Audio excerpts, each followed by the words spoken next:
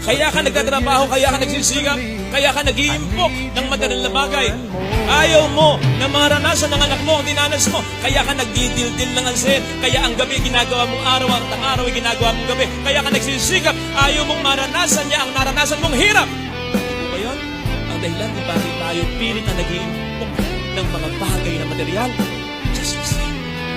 Kapatid, kung naranasan mo, either directly, ikaw mismo, or indirectly, sapagkat nakita mo sa buhay ng ibang tao, yung hirap, ang daming pamilya, yung hirap na utang ka ng utang, utang sila ng utang, yung hirap ng isang lugmok sa pagkakasala, yung hirap ng isang broken family, yung hirap ng isang walang pangarap sa buhay, yung hirap ng walang pananampalataya sa buhay, lahat ng hirap na dulot ng kasalanan na naranasan mo o nakita mong naranasan ng ibang tao, kapatid, sikapin mo na wag di maranasan ng mga anak mo